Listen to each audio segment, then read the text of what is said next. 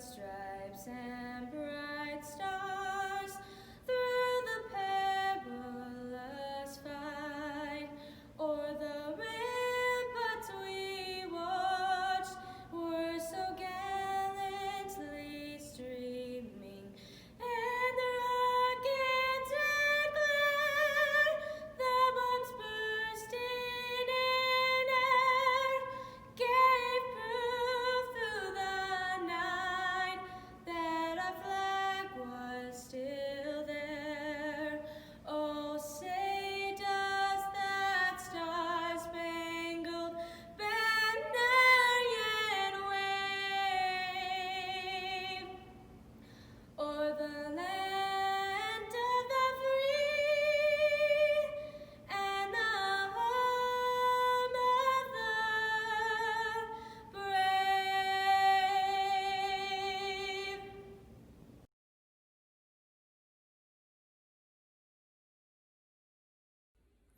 Hi everyone, this is Walter Brock. I'm so excited to be able to spend a few minutes speaking about being a veteran and what that means to me.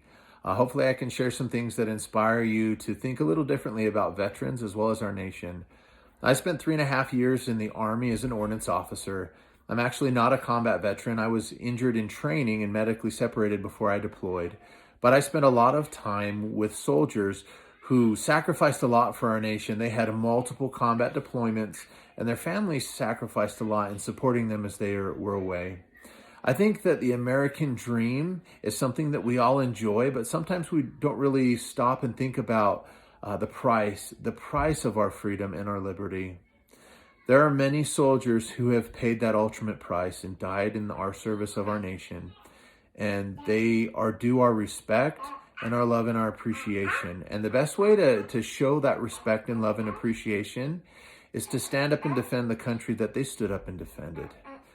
Our nation was founded on foundational principles that are found in the Constitution. The Constitution is meant to be a limitation on federal government, as well as define the basic freedoms and liberties that we expect to enjoy as citizens of the most amazing government that has ever existed, a democratic republic. Now, when we sing the national anthem, I think all of us as Americans with hands over our hearts feel a stirring inside of us, an appreciation, a love, a respect, and a motivation that we are something special as a people.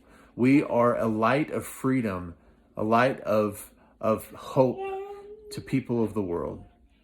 Now, veterans, they have to go and defend our nation. And this is something that most of them do very humbly. They don't expect to be treated as a hero. They do it because they know it's the right thing to do, and they love our nation. The best thing that we can do is to learn from that example. Understand the Constitution, read it, defend it. Understand that our founding fathers and mothers, those who were willing to show the governments of Europe that were in control, that there was a better way, a way that people could define what was right for them, that they're willing to take on the responsibility and risk of being free men and free women, being willing to live on frontiers and work hard and enjoy the fruits of their labor and trust in their God and ask for blessings and work hard towards them. Now, in this time that we're living in, there's lots of fear, there's lots of frustration, and there's lots of anger, and there's lots of people that aren't being very kind. And I think that that's a shame. I think that we as Americans owe a supreme debt to the veterans of our nation who have sacrificed so much, to love each other, to be kind, to be respectful, but most importantly, to stand up again for the freedoms and liberties that we enjoy. You're the rising generation. It's up to you to uphold the democratic republic that we have.